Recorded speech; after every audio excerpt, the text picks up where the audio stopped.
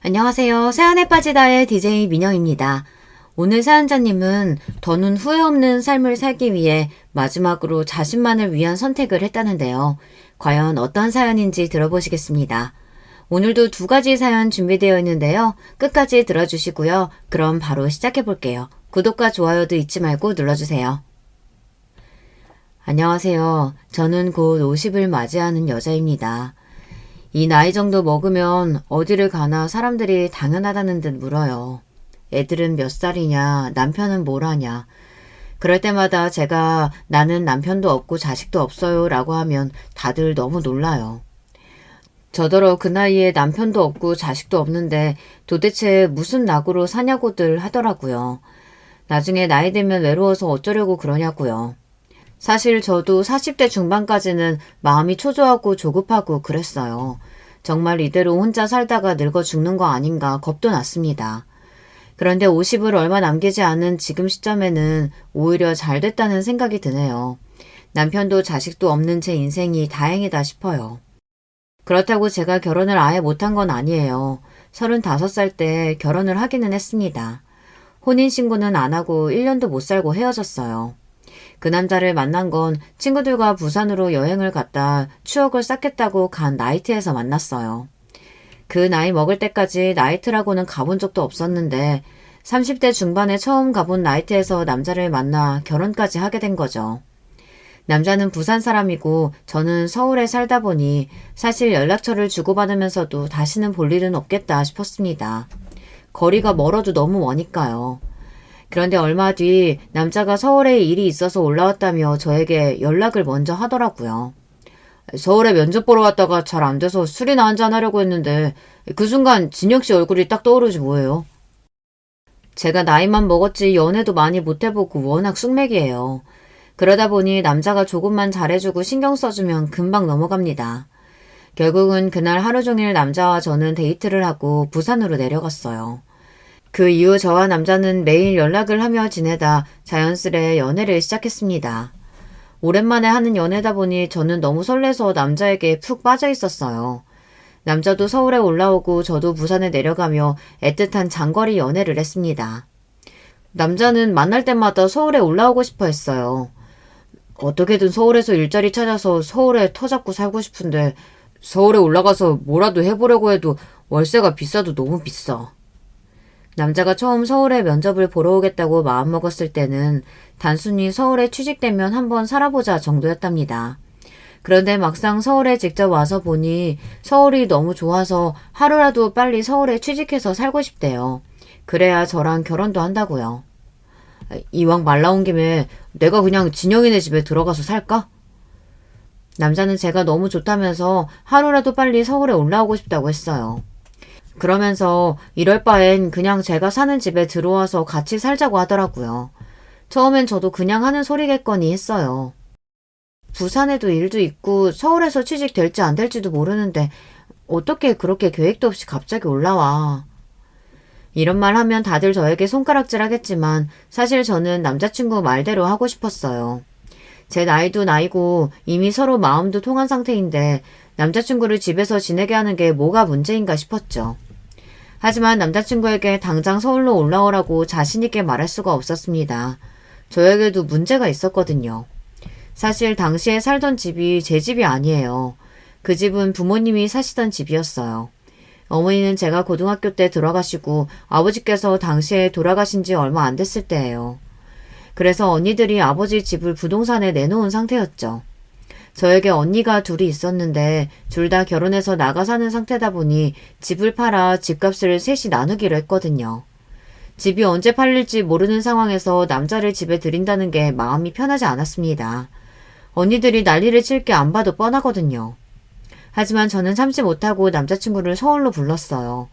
저도 장거리 연애에 이미 지친 상태에서 남자친구의 말을 계속 거절하기가 쉽지 않았습니다. 처음 남자친구가 말한 건 2주 정도였어요. 집이 언제 나갈지 모르는 상황이다 보니 우선 남자친구가 일자리를 구하는 대로 바로 고시원이라도 구해서 나가겠다고 했습니다. 그 전까지만 언니들에게 비밀로 하고 같이 살기로 했어요. 저와 남자친구의 동거 생활은 너무도 좋았습니다. 마치 소꿉놀이처럼 너무 재미있었어요. 그렇게 2주만 살겠다던 남자친구는 저와 6개월이 넘게 함께 살았어요. 그러다 첫째 언니에게 들키게 돼서 남자친구가 집을 나가게 됐습니다. 미친년. 도대체 나이를 어디로 처먹은 거야? 집도 잘도 없는 것들끼리 아버지 집에서 살림을 차리고 살아? 그것도 언니들까지 속이고? 제가 할 말이 없는 게 제 잘못이긴 했어요. 언니들 몰래 남자랑 산 것도 모자라서 부동산에 내놓은 집을 다시 안 내놓겠다고 제가 연락했거든요. 남자친구가 서울에 취직이 되기는 했어요. 그런데 이미 같이 사는 게 익숙해지다 보니 따로 살고 싶지 않았습니다. 그래서 둘이 조금만 더 돈을 모아 아예 신혼집 자금을 모아서 나가자고 했어요. 그래서 조금만 더 아버지 집에서 버텨보고자 집을 안 내놓기로 했습니다. 언니들이 몇 번이나 저에게 집을 보러 오는 사람 없냐고 물었는데도 그럴 때마다 저는 거짓말을 했어요. 집을 내놓은 지가 언젠데 아직도 소식이 없어. 그렇게 집 보러 오는 사람이 하나도 없어? 부동산 아줌마 말이 요즘 다들 집값이 올라서 매매 보러 오는 손님들이 거의 없대. 더군다나 우리 집은 평수도 큰 집이라 좀 걸릴 것 같다고 그러더라고. 저처럼 소심한 애가 남자한테 미쳐버리니 거짓말도 아주 술술 나오더군요. 그러다가 언니가 우연히 제가 사는 동네에 왔다 부동산 아줌마를 만나 제가 집을 안 팔겠다고 했다는 말을 듣고 만 거예요. 그래서 난리가 나서 집까지 들어온 겁니다. 그러고는 저와 남자친구가 사는 모습을 그대로 언니에게 다 들켜버리고 말았어요. 아버지가 그렇게 우리 막내 감싸고 노셨는데 네가 이런 꼴로 사는 거 보면 참 좋아하시겠다. 언니는 저와 남자친구를 보고 한심하다는 듯 혀를 끌끌 찼어요. 그 순간 저도 화가 나더라고요. 물론 제가 잘못한 일이기는 하지만 명색이 제 남자친구인데 그 앞에서 혀까지 차며 무시하니 참기 힘들더군요. 언니들 속인 건 나도 미안한데 나도 엄연히 이 집에 지분이라는 게 있잖아. 남자친구가 부산 사람이라 당분간만 좀 같이 지낸 거야. 내 이야기는 들어보지도 않고 사람을 꼭 그렇게 한심하게 취급해야겠어? 자초지정을 듣기는 뭘 들어. 딱 보면 알지. 그 나이에 남자를 만나도 어디서 이렇게 별 볼 일 없는 남자를 만나서는 집도 없어서 여자한테 빌붙는 놈을 만나. 언니가 선을 넘었습니다. 분명 내 남자친구라고 결혼까지 생각하고 있다고 말했는데도 이놈 저놈 하면서 넘지 말아야 할 선을 넘고 말았어요. 저는 남자친구에게 너무 미안해서 노발대발 더 난리를 쳤습니다. 웃기고 있네. 형부는 뭐 대단한 사람이라고 잘난 척이야? 언니가 지금 나한테 그런 말 할 자격이 있어? 형부도 아무것도 없이 장가가서 지금 사는 전셋집도 우리 아버지가 해준 거잖아. 그리고 아버지 아플 때 자식이라고 조금도 신경도 안 썼으면서 아버지 돌아가셨다고 재산은 왜 똑같이 나눠 가져야 돼? 어머니가 아버지가 아플 때 내가 다 했잖아. 저도 언니의 태도가 너무 화가 나고 실망스러워서 꺼내고 싶지 않았던 옛날 이야기까지 하고 말았습니다. 사실 제가 언니들에게 쌓인 게 좀 많아요. 꼭 자식이 부모에게 잘해야 하는 건 아니지만 그래도 도리라는 게 있잖아요. 어머니도 아버지도 돌아가시기 전에 좀 많이 아프셨는데 언니들이라고 둘이나 있는데도 자식으로서 할 도리조차 하지 않았어요. 오히려 아픈 부모한테 매일 해준 거 없다고 투덜거렸습니다. 아버지께서 결혼하고 저희 셋을 낳고 일하다 다치셔서 다리를 좀 절뚝거렸어요. 그나마 다행인 건 다니던 직장에서 산재로 보상을 받아 그 돈으로 식당을 차려 동네에서 장사를 할 수 있었습니다. 그래봤자 구멍가게 같은 가게라 동네 사람들을 상대로 하는 가게였어요. 동네 사람들이 아버지 사장을 다 알다 보니 안쓰러워서 저희 가게에 도움을 많이 주셨습니다. 그런데 엎침대 덮친 격으로 그맘때 어머니께서 아프기 시작했어요. 자궁암이었는데 지금 같으면 금방 수술 받고 나을 수 있는 병이지만 그때는 상황이 좋지 않아서 어머니께서 고생을 좀 했습니다. 병원도 계속 다녀야 하는데 어머니께서는 돈 걱정에 자꾸만 병원도 안 가고 집에서 혼자 버티셨거든요. 아버지야 당연히 어머니를 살리겠다고 있는 거 없는 거 끌어다가 병원비에 보탰어요. 그때 제가 중고등학교 때인데 저는 어머니가 어떻게 되기라도 할까봐 너무 무서웠어요. 그래서 하루 종일 학교에 가는 시간 빼고는 어머니 곁에만 있었습니다. 병원도 항상 따라다니고 집에서 어머니 식사를 챙겼어요. 당시에 언니들은 대학생들이었는데 공부하느라 바쁘다는 핑계로 집에 잘 들어오지도 않았거든요.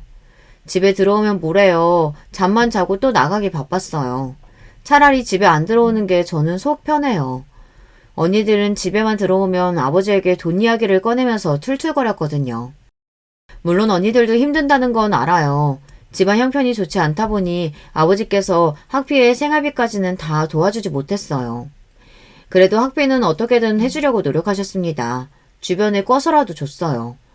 그런데 언니들은 생활비 좀 자기들이 벌어서 쓴다고 매번 투덜거리며 생색을 냈습니다. 다른 부모들은 학비며 생활비 걱정하지 말고 공부만 신경 쓰고 하루라도 빨리 취직이나 하라고 난린데 우리 집은 학비도 간신히 내고 있으니 알바까지 하면서 공부를 어떻게 해? 나도 너희한테 돈 걱정하지 말라고 척척 도와주고 싶지. 근데 어떡하냐? 너희 엄마 저렇게 누워만 있는데 어떻게든 살려야 할 거 아니야? 그러게 병원에 입원시키면 될 걸 왜 자꾸 집으로 데려와? 이제 하다하다 자식들이 부모 간호까지 하게 생겼잖아. 당시에 어머니께서 항암을 받고 있었는데 엄마가 항암을 너무 힘들어하기도 했었고 병원비도 비싸서 주사만 맞고 집에 오기를 반복했어요. 항암이라는 게 원래 버티기 힘든 치료다 보니 어머니는 항암 주사를 맞고 바로 집에 오면 하루 종일 토하면서 아무것도 드시지를 못했습니다. 아버지나 저는 그 모습을 보면 마음이 아파서 견딜 수가 없었어요. 그런데 언니들은 학교 생활도 힘든데 집에 와서까지 그런 모습을 보는 게 힘들었나 봐요. 자꾸 어머니를 집에 데려오지 말고 그냥 병원에 입원시키라고 난리였습니다. 아버지 사정은 알지도 못하면서요. 언니들은 집에 와서 하는 게 뭐가 있다고 아버지한테 툴툴거려. 그렇게 싫으면 언니들이 돈 벌어서 나가. 당시에 저는 언니들이 싫었습니다. 저는 아버지께서 힘든 게 뻔히 보여서 용돈 한 번 달라고도 말한 적이 없었어요. 그렇다 보니 매일 교복만 입고 다니고 학교에서 내라는 돈도 제때 못 내서 선생님께 혼나고 친구들에게 놀림까지 받고 있었어요. 그런 상황은 전혀 알지도 못하면서 본인들 불만만 토로하니 철이 없다고 느껴졌습니다. 어린 년이 뭘 한다고 어른들 얘기하는데 끼어들어. 너는 들어가서 공부나 해. 그 머리로 대학이나 가겠냐? 아버지는 나가서 하루 종일 돈 벌어야 하는 상황이니 어머니를 돌보는 일은 항상 제 차지였어요. 물론 저야 어머니 옆에 있고 싶어서 제가 자진해서 한 일이긴 했지만 언니들이 조금이라도 도와줬으면 저도 혼자 힘들어하진 않았을 거예요. 당시에 저도 사춘기라 학교에서 친구들과의 관계도 굉장히 힘들었었고 금방이라도 죽을 것처럼 아파하는 어머니를 보는 것도 힘들었습니다. 하루 종일 일하고 들어와 쓰러지듯 잠드는 아버지도 너무 불쌍했고요. 그런 와중에 형제라고 둘이나 있는데도 집안에 아무 보탬도 안 되니 저도 모르는 사이 언니들을 원망하고 있었어요. 매일 돈 없다 돈 없다 투덜거리면서도 본인들 하고 싶은 건 다 하고 살았거든요.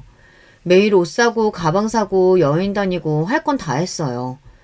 제가 언니들에게 한마디라도 하려고 하면 아버지께서 말렸습니다. 제일 좋을 텐데 얼마나 놀고 싶겠어. 그냥 내버려 둬라. 아버지가 못나서 자식들까지 고생시키는데 하지 말라고 할 수야 없지. 누가 놀지 말래?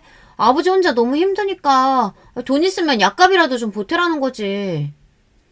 어린 저는 동네에 아는 가게에서 일하고 조금이라도 돈을 벌면 다 아버지에게 드리고 있는데 다 큰 언니들은 아르바이트해서 번 돈을 가지고 매일 펑펑 쓰고만 다니니 얄미웠습니다. 아직 대학생인데 아르바이트해서 번 돈 달라고 아버지가 무슨 염치로 말해. 우리 막내도 공부하느라 힘들 텐데 괜히 설거지 아르바이트 같은 거 하지 마. 아버지가 다 알아서 할게. 아버지는 저에게 너무 많은 걸 떠안으려고 하지 말라고 하셨어요. 그러며 저를 안쓰러워하셨습니다. 반면 저는 아버지가 너무 불쌍하고 안쓰러웠어요. 성치도 않은 다리를 하고 매일 가게에 나가 하루 종일 사람들 시중이나 들고 아픈 아내 돌보느라 쉬는 날도 없이 사는 모습이 걱정됐습니다. 저는 결국 고등학교를 졸업하자마자 바로 동네 백화점에 취직했습니다. 공부에 워낙 취미가 없기도 했고 하루라도 빨리 돈을 벌어서 아버지를 편하게 살게 해드리고 싶었어요. 어머니는 5년을 꼬박 고생하시다가 돌아가셨습니다. 어머니가 돌아가신 이후 아버지는 하던 가게를 접고 아는 분과 조금 더 큰 식당을 냈어요. 그럴 수밖에 없었던 게 아버지에게 빚이 있었습니다. 아버지께서 언니들에게는 말하지 말라고 했지만 어머니 병원비에 언니들 학비까지 그걸 감당하느라 여기저기 쌓인 빚이 많더라고요. 그럴만 했죠. 코딱지만한 가게에서 벌면 얼마나 벌겠어요. 정리한 가게 보증금으로 빚을 일부 갚고 아버지는 다시 일용직 일을 시작하려고 했습니다. 내가 취직도 했고 이제 돈도 버니까 아버지는 그냥 집에서 좀 쉬세요. 지금까지 쉬지도 못하고 평생 일만 했는데 그 몸으로 일용직은 또 무슨 일용직이에요. 저는 아버지가 절뚝거리는 다리를 가지고 나가서 또 몸으로 하는 일을 하신다는 게 너무 싫었어요. 언니들이야 다들 취직하고 나서는 아버지를 나몰라라 하고 있었지만 저는 달라요. 제가 아버지를 평생 책임지는 한이 있어도 아버지를 쉬게 해드리고 싶었습니다. 우리 막내, 말이라도 너무 고맙네. 근데 나 아직 젊어. 딸이 셋이나 있는데 딸 다 시집 보내려면 부지런히 벌어야지. 우리 시집을 왜 아빠가 다 보내줘. 다 컸는데 우리가 알아서 하는 거지. 저는 아버지에게 이제 더는 힘든 일 하지 마시고 마음 편하게 둘이 살자고 했어요. 제가 철이 없는 건진 몰라도 저는 결혼 같은 거 안 해도 평생 아버지랑 둘이 살면 행복할 것 같았거든요. 그러던 중 동네에 아버지를 잘 아는 분이 새로 크게 갈비집을 여는데 아버지께 같이 장사를 해보자고 제안을 해주셨나 보더라고요. 아버지께서 오래 장사를 하기도 했고 음식 솜씨가 좋은 편이라 스카우트 하고 싶다고요. 저는 이제 연세도 있는데 가게는 또 무슨 가게냐고 말렸지만 아버지는 좋은 기회라면서 있는 돈 다 갈비집에 투자해 새로 시작하셨어요. 그런데 참 다행인 게 그게 잘 됐어요. 처음 시작할 때 가게 규모가 커서 과연 잘 될까 걱정했었는데 금방 입소문이 나서 지역 내에 유명 음식점으로 대박이 났습니다. 그 덕분에 집도 사고 언니들 시집도 다 보냈어요. 저도 제 밥벌이는 스스로 하다 보니 그때부터는 집안 사정이 확연히 좋아지더라고요. 쉬는 날이면 저와 아버지 둘이 앉아서 소주 한 잔씩 마시고는 했는데 그럴 때마다 아버지는 어머니 이야기를 했어요. 이렇게 큰 집도 사고 너희 언니들 시집가서 잘 사는 모습 보면 너희 엄마 얼마나 좋아했을까. 우리 막내가 돈도 잘 벌고 시집갈 나이 됐다고 그러면 놀라서 엄마 펑펑 울지도 몰라. 언니들은 결혼해서 자식 낳고 사느라 지난 일은 까마득하게 잊고 사는 것 같았지만 저와 아버지는 아니었어요. 매일 어머니 이야기를 하고 그리워하며 잠들고는 했습니다. 아버지는 항상 이제 저만 시집 보내면 할 일 다 한 거라고 이야기하셨어요. 그럴 때마다 결혼 생각 없다고 해도 늦게라도 좋은 사람을 만나면 꼭 결혼해야 한다고 하셨죠. 부모도 좋고 형제도 좋지만 부모나 형제가 옆에 평생 있어줄 수는 없잖아. 자고로 배우자가 있어야 늙고 병들어서도 외롭지 않은 거야. 좋은 남자 만나서 결혼해야 한다던 아버지의 말씀은 결국은 제 걱정이었습니다. 언니들이야 시집가서 다 남편이 있지만 저는 아버지께서 돌아가시면 혼자 남게 되니 그게 걱정이셨나 보더라고요. 아버지는 끝까지 제 걱정만 하시다가 돌아가셨어요. 아버지께서도 암이었습니다. 위암이었었는데 병원에서 진단을 받고 나서도 가족들에게 몇 달이나 이야기를 안 하셨어요. 제가 걱정할까봐 혼자 계속 병원을 다니셨나 보더라고요. 그러다가 제가 아버지 핸드폰에서 우연히 병원 예약 메시지를 보게 돼서 알게 됐습니다. 그때 제가 아버지 앞에서 얼마나 울었는지 몰라요. 이렇게 중요한 걸 얘기 안 하면 어떡해. 빨리 수술도 받고 치료도 받아야 하는데. 조기라 심각하지 않아.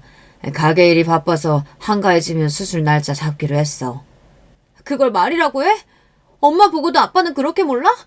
암이 그냥 두면 가만히 아빠가 수술할 때까지 기다려주는 줄 아냐고. 전이 되면 얼마나 위험한데. 당장 나랑 병원부터 가. 얼른! 아버지는 심각하게 생각하지 않았어요. 이미 나이도 먹을 만큼 먹었으니 아픈 게 당연하다고 하셨죠. 너희 엄마야 처음 알았을 때 이미 말기였고 젊어서 전이가 빨라서 그랬지만 아버지 나이에 지금 죽어도 이상할 게 없는데 암이면 좀 어때? 수술 받고 치료 받으면 되지. 아빠, 지금 그걸 말이라고 해? 죽어도 이상할 게 없는 나이가 어딨어. 나 아빠 없으면 못 살아. 그러니까 그런 소리 다시는 하지 마. 아버지는 제가 걱정할까봐 일부러 대수롭지 않게 이야기하셨었겠지만 저는 그게 더 싫었습니다. 차라리 어머니처럼 아프면 아프다, 힘들면 힘들다 말했으면 좋겠어요. 하지만 아버지는 본인이 아픈 상황에도 제 걱정만 하셨습니다. 아무래도 제가 어머니가 아팠을 때 나이가 어려서 언니들보다 많이 힘들어했던 걸 누구보다 잘 아시다 보니 그러신 것 같아요. 아버지는 수술을 받고 3년 넘게 치료받으시다가 돌아가셨어요. 어머니께서 아팠을 때도 많이 힘들었지만 저는 아버지가 아픈 모습을 보는 게 더 힘들었습니다. 언제나 든든하고 멋있었던 아버지가 살이 쭉쭉 빠지며 병실에 누워있는 모습은 지금도 생각하면 눈물이 쏟아져요. 아픈데도 아프다는 말씀 한 번 안 하시고 힘들다는 소리도 한 번 안 했거든요. 항상 괜찮다, 걱정하지 말아라, 들어가서 자라, 밥 먹어라. 제 생각만 하셨어요. 세상 삭게 빠진 우리 막내. 나 죽으면 다시는 고생하지 말고 너 하고 싶은 것만 하면서 살아. 아버지가 모아둔 돈 다 주고 갈 테니까. 저는 아버지가 병원에 입원하실 때마다 휴가를 쓰다가 나중에 더 휴가를 쓸 수 없어 10년 넘게 다닌 백화점을 그만두고 병간호에 힘썼어요. 그때가 이미 병원에서 손쓰기 힘들다고 했을 때라 앞으로 아버지 곁에 더 있고 싶어도 못 있을 것 같아 결단을 내렸습니다. 당시에 아버지가 언제 떠날지 모른다는 것만으로도 힘들었었는데 언니들과의 관계 때문에 저는 힘들었어요. 그때 언니들과의 사이가 많이 벌어졌거든요. 처음부터 언니들에게 서운했던 게 아버지께서 암이라는 이야기를 듣고도 언니들은 한숨만 쉴 뿐 크게 어떻게 해야 할지 상의할 마음이 없어 보였어요. 우선 항암 먼저 하고 수술 날짜 잡기로 했으니까 돌아가면서 병원에 모시고 가자. 다 안 되면 그때는 내가 간병인 알아볼게. 누구도 어떻게 할지 나서지를 않으니 제가 먼저 이야기를 꺼냈습니다. 아버지야 신경 쓰지 말라고 본인이 다 알아서 하겠다고 하셨지만 연세도 많으신 분이 알아서 해봐야 어떻게 하실 수가 있겠어요. 더군다나 제 성격상 아버지는 생판 남에게 맡겨두고는 일도 손에 잡히지 않을 것 같았습니다. 돌아가면서 병원에 모시고 가자니? 우리 애가 3살인데 걔를 데리고 병원에 어떻게 가? 어린이집은 늦게라도 끝나지. 우리 애들은 초등학생이라 밥만 먹으면 집에 오는데 어떻게 병원에 모시고 가냐? 그냥 우선 택시 타고 다니시라고 하고 입원할 때는 간병인 쓰자.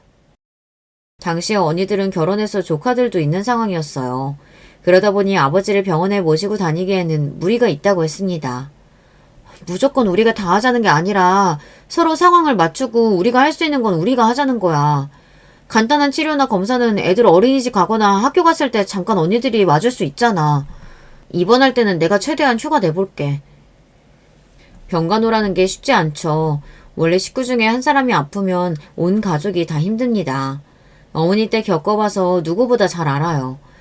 하지만 우리는 자식이 셋이고 언니들이 결혼해서 형부들도 있잖아요. 아버지가 도와달라 먼저 하시는 성격도 아니니 우리가 할 수 있는 부분만 나눠서 하면 되는데 시작부터 아무것도 못하겠다는 식으로 나오니 속이 상하더군요. 그거야 네 생각이지. 아버지가 그 정도 못하시는 것도 아니고 혼자서 다 할 수 있는 일까지 우리가 어떻게 신경을 쓰냐? 네가 애가 없어서 그러는데 나도 내 자식 뒤치다꺼리 하느라 힘들다. 언니들 마음을 이해 못하는 건 아니에요. 당연히 본인들 가정이 있으니 친정에 신경 쓰기 힘들겠죠. 저는 무조건 아버지 일에 신경 쓰라는 게 아니라 의견을 내본 겁니다. 그런데도 언니들은 의견은커녕 일절 신경 쓰지 못한다는 식이었어요. 시작부터 딱 잘라 못하겠다고 하니 저도 더는 이야기하지 않았습니다. 그냥 저 나름대로 제가 할 수 있는 선에서 아버지에게 도리만 다하려고 했어요. 하지만 매일 병원에 왔다 갔다 하며 아버지의 상황을 보다 보면 도리만으로 되지 않았습니다. 아버지께서 병원에서 우왕좌왕 하실 걸 생각하면 일이 손에 잡히지를 않았어요. 이렇게 꼬박 아버지와 3년을 보내다 아버지께서 돌아가신 겁니다. 물론 언니들도 자식이고 저도 자식이죠. 그러니 아버지의 집이 제 집이 아니라는 것 정도는 저도 알아요. 하지만 저도 제가 어느 날 갑자기 이렇게 남자에게 미칠 줄은 몰랐습니다. 집을 내가 혼자 다 갖겠다고 한 것도 아니고 나갈 준비 될 때까지만 당분간만 지내겠다는데 언니들은 그 정도도 이해 못해줘? 언니들이 자식으로서 부모님께 못한 것도 내가 다 했잖아. 그 정도면 나도 이 정도는 권한이 있다고 생각해. 저도 이런 치사한 말까진 하고 싶지 않았지만 언니가 이제 와서 아버지 집을 파니 많이 참견하는 게 재수가 없었어요. 부모가 도움이 될 때만 부모고 아닐 때는 아닌 게 아니잖아요. 너 내가 이럴 줄 알았어. 지 혼자 회사까지 그만두고 아버지 간호하네 뭐하네 생색 오지게 내더니만 다 이러려고 그런 거였구나. 아버지 집 은근슬쩍 차지하려고. 아버지께서 남긴 재산이 집밖에 없어서 다행이지 많게라도 했으면 언니들과 저는 아주 볼만했을 거예요. 언니는 제가 한 이야기는 듣지도 않고 제가 아버지 집을 욕심내는 줄만 알았습니다. 됐다 됐어. 내가 언니랑 무슨 말이 통하겠냐. 알았으니까 집 다시 내놓을게. 집 나가면 내 목 챙겨서 나갈 테니까 그런 줄 알아. 저도 할 말이 많았지만 애써 참았어요. 자매들끼리 돈 가지고 싸우는 모습을 보면 하늘에 계신 부모님께서 얼마나 슬퍼하실까 싶어서요. 그렇게 저는 아버지 집을 팔고 나와 남자친구와 살림을 차렸습니다. 그리고 우리는 결혼을 약속했어요. 본격적으로 결혼 준비에 들어가 날짜도 잡고 식장도 알아봤습니다. 그런데 생각지도 못한 일이 벌어져서 집을 나온 지 얼마 되지 않아 남자친구와 헤어지게 됐어요. 글쎄 알고 보니 이 남자한테 아들이 하나 있더라고요. 어느 날이었어요. 밤에 자고 있는데 뭔가 속닥거리는 소리가 들리는 것 같아 잠에서 깼습니다. 옆에 보니 남자친구가 침대에 없더라고요. 저는 놀라서 거실로 나갔습니다. 새벽 2시가 다 되어가는데 안 자고 뭘 하는 건가 싶어서요. 그런데 남자친구가 혼자 베란다에서 통화를 하고 있더라고요. 순간 저는 머리가 바짝 쌀 정도로 기분이 쎄했어요. 이건 분명 바람이다, 여자다, 이런 느낌이 들었죠.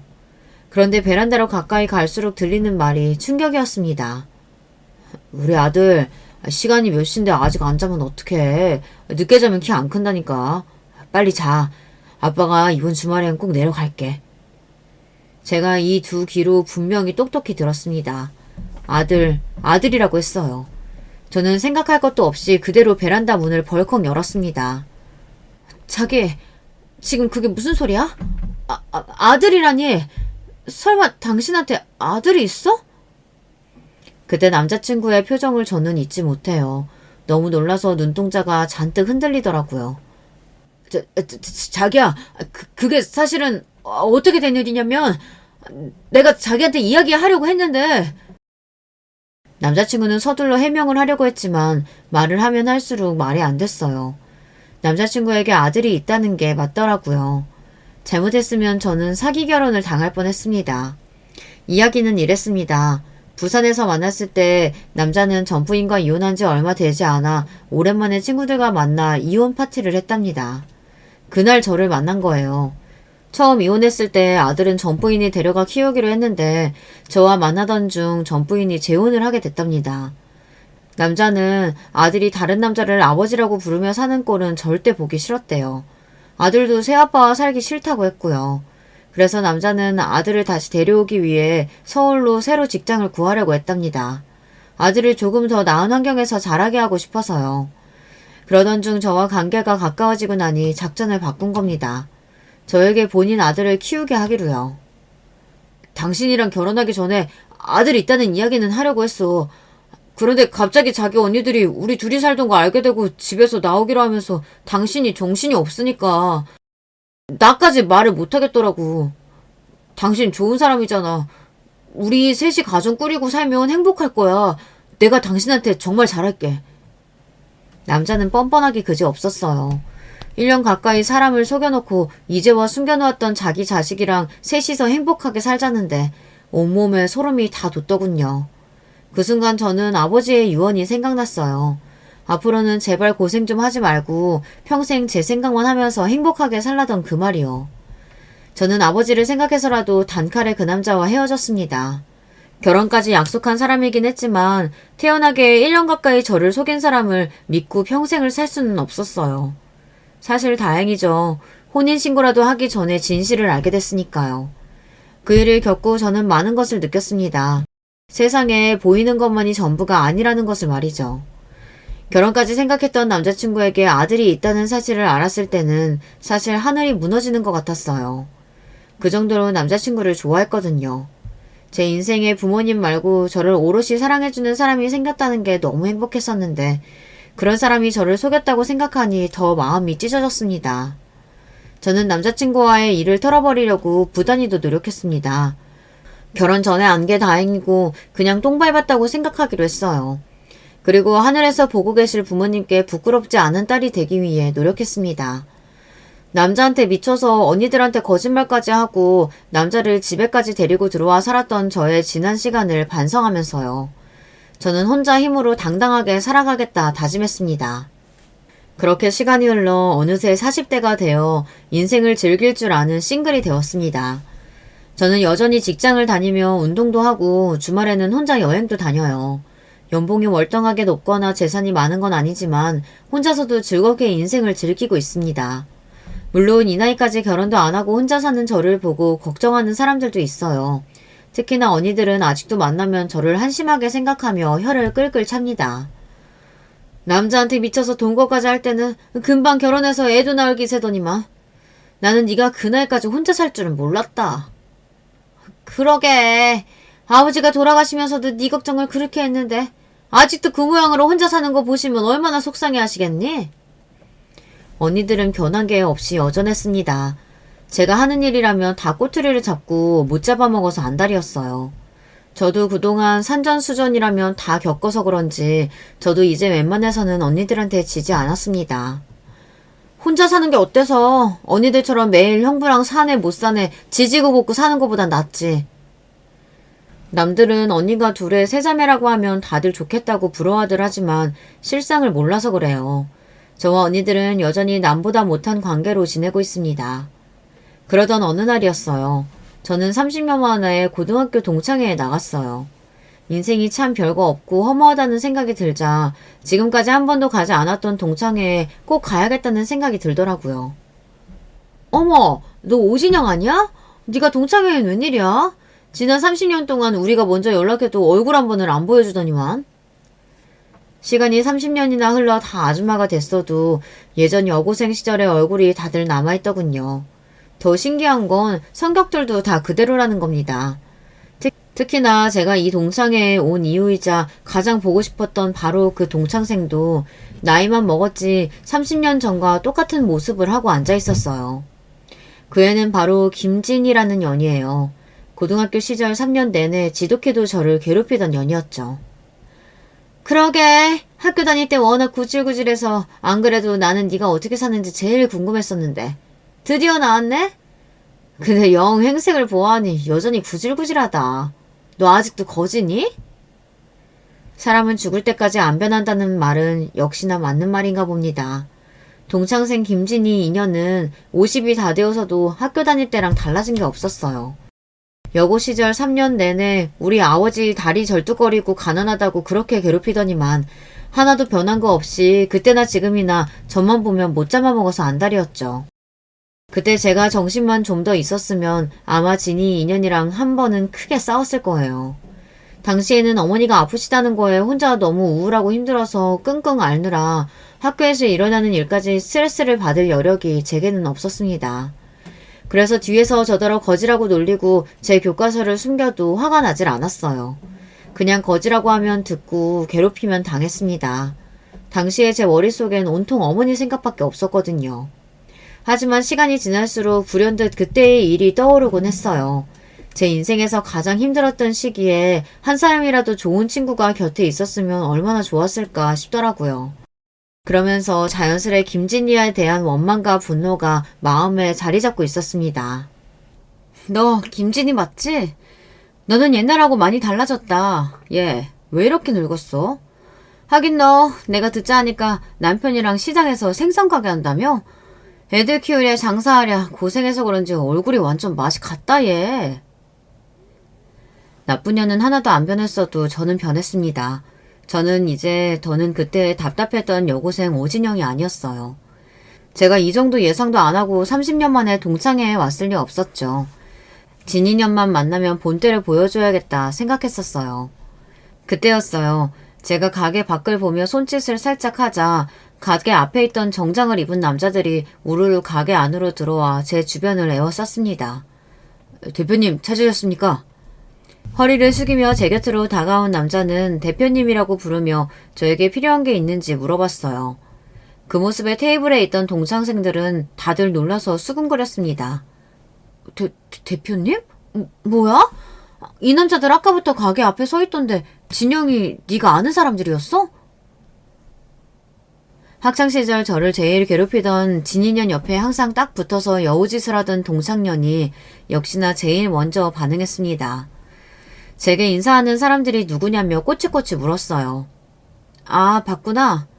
사실은 나랑 같이 일하는 경호원들이야. 김비서랑 얘기해서 오늘은 다들 일찍 퇴근해요. 나도 오랜만에 친구들 만나서 좀 늦게까지 놀고 싶으니까.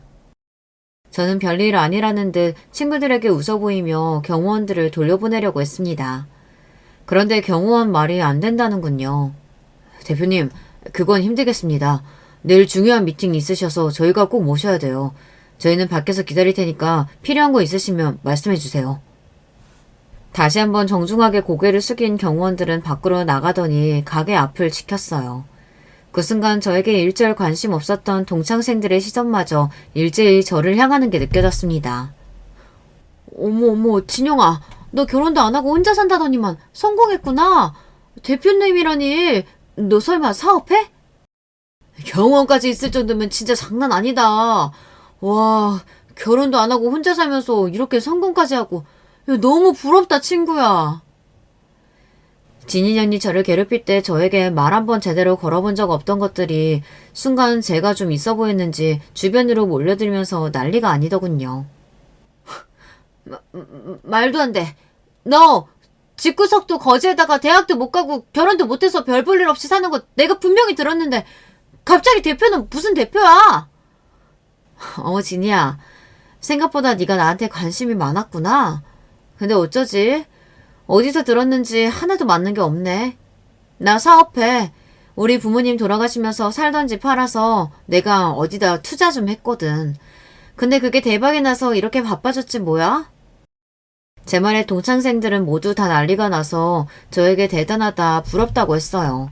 그러던 중 역시나 제일 여우 같은 년이 가장 먼저 푼수를 떨어주더군요. 어머, 나는 우리 진영이가 이렇게 대단하게 될 줄 알았다니까. 얘가 집안 형편은 어려웠어도 공부는 또 열심히 했잖아. 진이, 너는 좀 민망하겠다. 네가 진영이 무진장 괴롭혔잖아. 우리 이제 나이도 있는데 진이 너 진영이한테 사과해. 암튼 옛날이나 지금이나 몰아가는 데는 아주 재주가 있더군요. 여우 같은 년이 진인년에게 사과하라고 운을 떼자마자 다른 아이들까지 진인년이 저에게 사과해야 한다고 난리였어요. 그래! 그때 진이가 진영이한테 너무하긴 했어. 앞으로 다들 자주 볼 텐데 진이 네가 이 기회에 사과해. 너 때문에 진영이가 껄끄러워서 동창회 안 나오면 어떡해. 이런 상황까지 예상한 건 아니었지만 순식간에 테이블에 있던 친구들은 다들 짠듯이 사과해를 진이에게 외쳤습니다. 분위기가 그렇게 흘러가자 금방이라도 얼굴이 터질 듯 빨개진 진년이 입술까지 깨물더니 제게 정말로 사과를 하더군요. 미안해. 그때는 내가 어려서 뭘 몰랐어. 제 눈도 제대로 안 마주치고 혼자 웅얼거리는데 웃음이 터져서 혼났습니다. 그래, 그때는 네가 너무했지. 나 사실 진이 너 너무 싫어서 나중에 어른 되면 꼭 복수해야지 그랬다니까? 암튼 지금이라도 알았으면 좀 착하게 살아. 자식 키우는 사람이 그렇게 못되게 살면 네 자식이 대신 벌 받는다. 자식들 이야기를 거론하자 진이년 눈동자가 미세하게 떨리는 게 보였어요. 하지만 저는 아랑곳하지 않았습니다. 전현이 제게 한 거에 비하면 이 정도는 복수도 아니니까요. 드디어 제 볼일은 다 끝냈으니 저는 자리에서 일어났습니다. 아무래도 경호원들도 너무 오래 기다리고 내일 회의도 있어서 마음에 걸려서 더 못 놀겠다. 나 먼저 가볼게. 즐겁게들 놀아.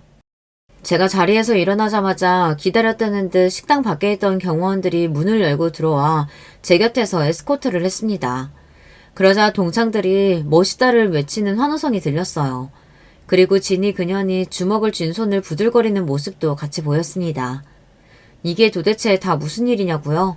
사실 오늘 동창회에 저를 도와주러 온 경호원들은 당연히 제 직원이 아니에요. 제가 따로 고용한 사람들입니다. 동창회에 나온 동창들, 특히나 김진이 그년에게 내가 어떤 사람인지 보여주고 싶어 무리를 좀 했어요. 아무리 친구들 앞에서 허세를 좀 부리고 싶었다고 해도 그렇지 왜 이렇게까지 했는지 궁금하시죠? 사실 최근 저에게 일이 좀 있었습니다. 이렇게라도 안 하면 너무 억울해서 미쳐버릴 것 같았어요. 얼마 전 제가 건강검진을 했는데 글쎄 제가 암이랍니다. 그것도 말기라네요. 처음에 의사가 위에 이상한 게 보인다고 했을 때만 해도 저는 별거 아니라고 확신했어요. 2년 전에 건강검진할 때만 해도 아무 문제가 없었으니까요. 그런데 당시 조직검사를 해봐야 한다던 의사선생님의 표정이 심상치 않았습니다. 부모님 두 분 다 암 전력이 있다 보니 저도 걱정을 안 할 수가 없었어요. 그런데 역시나 좋지 않은 예감은 언제나 빗나가지 않았습니다. 조직검사 결과 간암에다가 위까지 전이가 된 것 같다고 당장 수술을 해야 한다고 하더라고요. 저는 도저히 믿을 수가 없었습니다.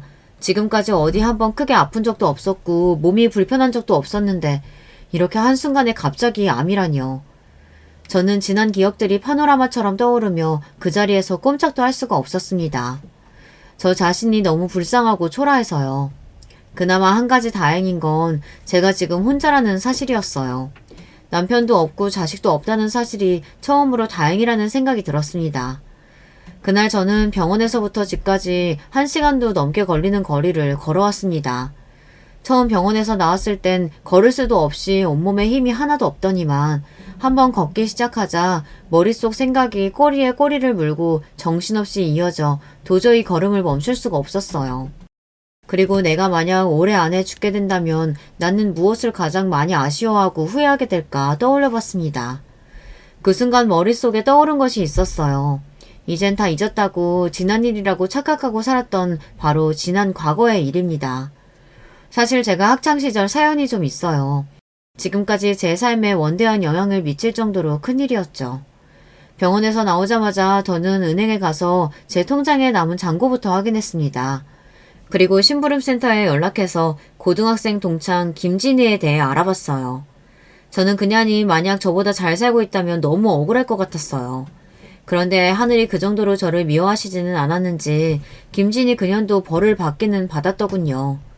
고등학생 때 제가 알기론 아버지가 동네에서 가장 큰 슈퍼마켓을 운영해서 집이 좀 산다고 알고 있었는데 일찍 시집 가서 고생을 좀 했더라고요.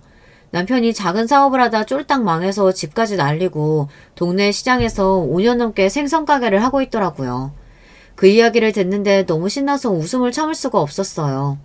고등학교 3년 내내 동네에서 구멍가게 하는 아버지를 둔 저더러 가난하다고 거지 같다고 놀리더니만 이제는 본인이 거지같이 살고 있었어요. 동창회 때 경호원까지 고용해 그 재수없는 진인형 코를 납작하게 해줬으니 이 정도면 됐다. 그쯤에서 그만두려고 했습니다. 그런데 동창회 날 새롭게 안 사실이 하나 있었어요. 동창들끼리 쑥덕거리는 소리를 하나 들었는데 제 흥미를 끌더라고요. 진이 아들 고등학교 가더니 그래도 잠잠한가 봐. 중학교 때는 그렇게 사고를 치고 다니더니만. 진인년에게 고등학교에 다니는 아들이 하나 있대요. 그런데 그 아들이 중학생 때 하도 사고를 쳐서 전학을 2번이나 갔다고 하더라고요. 잠잠하긴 가서도 뭔 짓을 하고 다니는지 얼마 전에 경찰까지 집에 오고 난리가 아니었대. 뭐 경찰? 아직 어린애가 또 무슨 사고를 쳤길래 경찰이 집에 왔대? 말도 마. 진이가 자기 아들하고는 상관없는 일이라고 딱 잡아댔다고는 하는데 내가 보기엔 분명 진이 아들이 또 뭔가 사고를 친 거라니까. 그 아들 녀석이 고등학교에 가서도 뭔가 사고를 쳤는지 얼마 전 진이년 집에 경찰까지 왔다고 하더라고요. 저는 그 이야기를 듣는데 뭔가 마음이 찜찜했습니다. 무슨 일일까 너무 궁금했어요. 그래서 하는 김에 다시 한번 심부름센터에 진이 아들 녀석 일에 대해 의뢰를 했습니다. 그런데 제가 알아보길 참 잘했더군요. 진이 아들이 다니는 학교의 한 학생이 최근 전자담배를 파는 매장에 밤에 몰래 들어가 어마어마한 양의 전자담배를 훔쳤대요. 학생이 검거되고 나자 그 일로 경찰이 조사를 했는데 전자담배를 훔친 학생은 본인이 하고 싶어서 한 게 아니라 누군가 시켜서 어쩔 수 없이 담배를 훔친 거라고 증언했답니다. 평소에도 괴롭히던 애들이었는데 담배를 안 훔쳐오면 집에 불을 내버리겠다고까지 했대요. 그중 주동자가 바로 진이년 아들이었습니다. 훔친 아이가 주동자가 따로 있다고 이야기하긴 했지만 증거가 없어서 진이년 아들은 제대로 조사도 안 받고 끝났나 보더라고요. 제 입으로 이런 말까지 하고 싶진 않지만 역시 핏줄은 무시 못합니다. 어미가 학교 다닐 때 하던 짓을 아들놈이 똑같이 했더라고요. 진이년이 학교 다닐 때 자신이 아끼는 손목시계가 사라졌다며 저를 범인으로 지목한 적이 있었거든요. 그때 일이 얼마나 억울했으면 지금까지도 생생해요. 선생님, 저번부터 오진영이 제 시계 예쁘다고 부러워했었어요. 분명히 제가 가져간 거라니까요. 친구를 무조건 의심하면 안 되지. 진영아, 진이가 자꾸 이렇게 이야기하니까 가방 좀 확인해봐도 되겠니? 이미 김진이 그년이 제 가방에 손목시계를 넣어뒀으니 당연히 제 가방에서 손목시계가 나왔습니다. 그날 담임 선생님한테 맞은 걸 생각하면 아직도 답답하고 억울해요. 그 순간 저는 이대로 넘어가서는 안 되겠다 싶었습니다. 김진이 그년이 제 앞에서 당황하는 얼굴 정도는 보고 싶다는 생각이 들었어요. 저는 곧바로 심부름센터에 의뢰해 진이년 아들이 사건의 주동자라는 증거를 찾아달라고 했습니다. 그리고 얼마 뒤 익명의 제보자 이름으로 학교와 경찰서에 증거 사진과 자료를 보냈어요. 진이 아들이 평소 그 친구를 괴롭히고 나쁜 짓을 시켰다는 증언들과 학교 주변 영상들을 보냈습니다. 그리고 결정적으로 아이들끼리 단톡방에서 주고받은 이야기들을 증거자료로 제출했습니다. 증거를 구하는 건 어렵지 않았어요. 진이년 아들이랑 제일 친하게 지내는 놈을 알아내서 그 녀석에게 용돈을 좀 주고 카톡 내역을 캡처해서 보내달라고 했거든요. 역시 간신배 같은 놈들은 끝까지 간신이더군요. 돈을 받자마자 바로 카톡 내역을 보내주더라고요. 뭐 놀랍지도 않아요. 당연한 일이죠. 걔네들은 진짜 친구 사이가 아니니까요. 얼마 뒤 동창들끼리 모인 단톡방에서 진이 아들이 또 사고를 쳐서 고등학교까지 잘리게 됐다는 이야기를 들었습니다. 소년원에 가게 될지도 모른다고 하더라고요. 저는 그제야 묵었던 체증이 다 내려가는 것 같았습니다. 저는 암 말기 환자예요. 수술도 했고 치료도 꾸준히 받고 있지만 언제 죽을지 모릅니다. 사람들은 저를 보면 불쌍하다고 할 수 있어요. 평생 고생만 하다가 결국은 병에 걸렸냐고 하면서요. 하지만 저는 괜찮습니다. 어머니 아버지 두 분 다 암에 걸려서 돌아가신 모습을 봐서 그런지 저도 잘 견디다 가야 할 때가 오면 부모님 곁으로 다시 돌아간다 생각하기로 했거든요. 제 이야기를 들으시는 분들 중에는 제 생각이 이해가 안 가시는 분들도 많으시겠지만 젊은 나이에 병에 걸린 저를 가엾게 여기신다면 꾸중이 아니라 제게 힘내라고 위로의 말 댓글로 많이 남겨주세요. 저에게 많은 힘이 될 것 같습니다. 저의 기나긴 인생 이야기 끝까지 들어주셔서 감사해요. 언제나 건강하시길 바라겠습니다. 여러분, 두 번째 사연 시작하기 전에 좋아요, 구독 꼭 눌러주실 거죠? 그럼 두 번째 사연 바로 시작합니다. 안녕하세요. 저는 너무나도 비통하고 가슴 찢어지는 경험을 인생에서 한 중년 여성이에요. 제가 인생을 헛살았다고 느낀 적이 수차례가 되는데 이런 속상한 심정을 제가 애청해온 사연에 빠지다에 풀어볼까 합니다.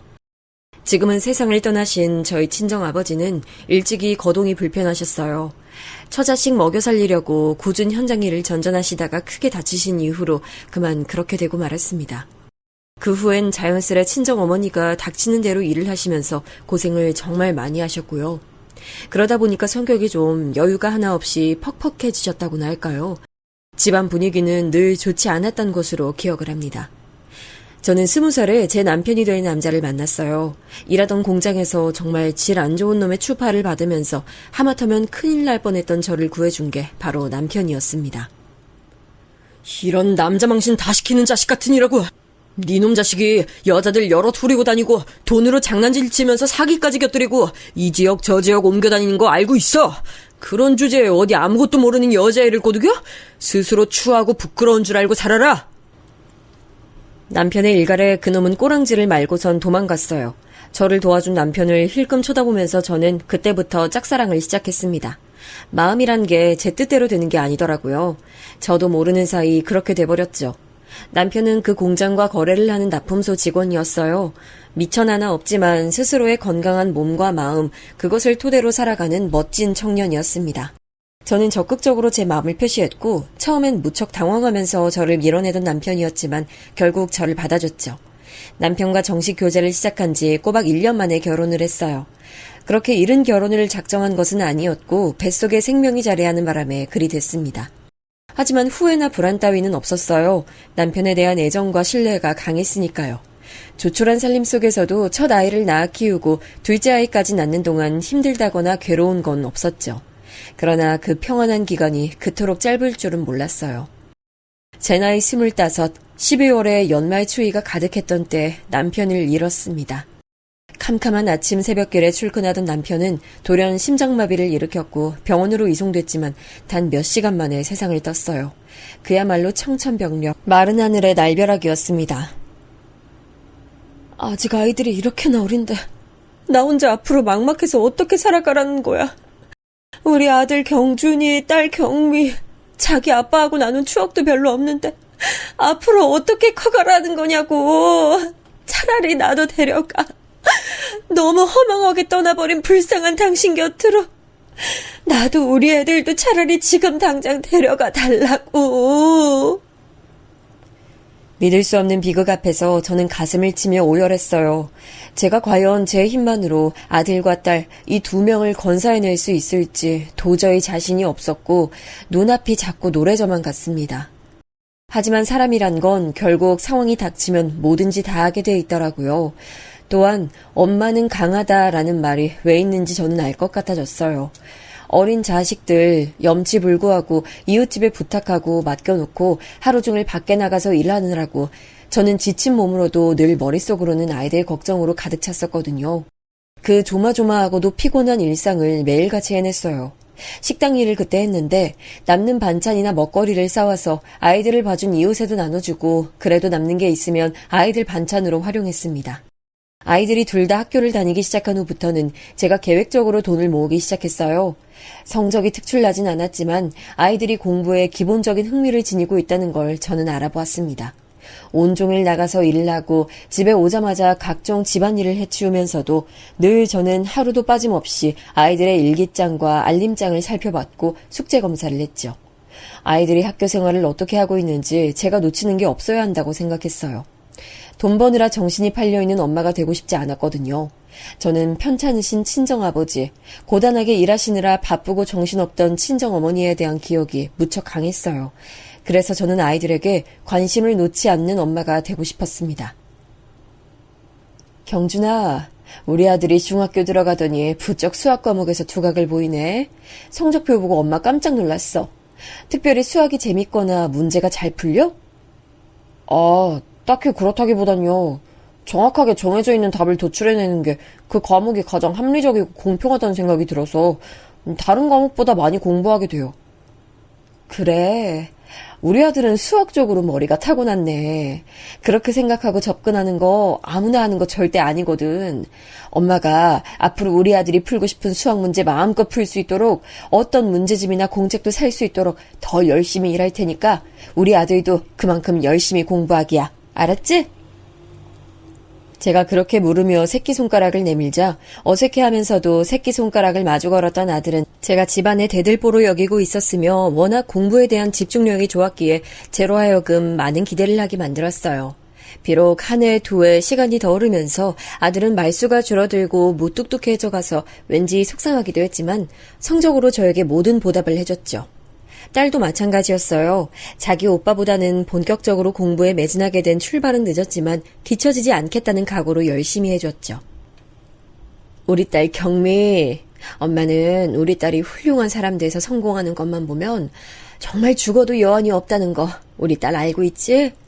일찍 세상 떠난 아빠 몫까지 힘들게 일하면서도 엄마가 입가에 미소를 지을 수 있는 건 우리 딸이 열심히 잘해줘서야.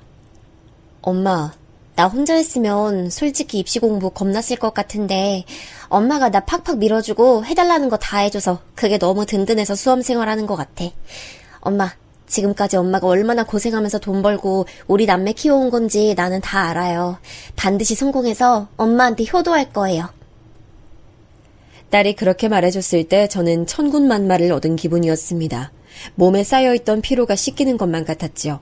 식당에서 일하다가 얻은 양팔뚝의 화상 자국도 저에겐 훈장처럼 느껴졌어요. 남편이 떠난 이후로 그저 죽어라 앞만 보며 자식들을 위해 살았습니다. 그 시기에 하루도 허투루 쓰지 않았다고 자부할 수 있어요. 세월이 흐르고 흘러 아들은 경기도 모처에서 굉장히 잘 되는 규모 있는 안과병원의 의사가 됐고요. 딸은 지방대 교수로 재직하는 인물이 됐습니다. 감개무량하지요. 저같이 잘난 거 하나 없고 가진 거 하나 없는 여자가 이런 자식들을 뒀다는 것만으로 엄청난 일이라고 생각합니다. 결혼은 딸이 먼저 했지만 아들이 먼저 아이를 낳는데요. 손녀가 처음 태어났을 때 저는 할머니가 됐다는 묘한 감상에 빠졌었네요. 참고로 며느리는 제 아들하고 결혼한 걸 무척 만족해하면서 기뻐했어요. 제가 의사 남편을 두게 되다니 너무 행복해서 미칠 것 같아요. 연애하면서도 제가 오빠 살뜰하게 잘 챙겨줬으니까 결혼하고 나서도 잘할 수 있어요. 저 내조의 여왕이 되어 보이겠습니다. 어머님께서 앞으로 안심하시고 오빠 걱정 안 하실 수 있도록 할게요. 그러니? 이렇게 참한 며느리를 얻게 돼서 내가 복이네 복이야. 안심하고 말 것도 없이 난 우리 며느리가 알아서 잘 해줄 거라고 믿으니까 혹여나 내가 힘들게 의사 아들 키우는 시어머니라고 해서 시집살이라도 시킬까봐 걱정 안 해도 돼.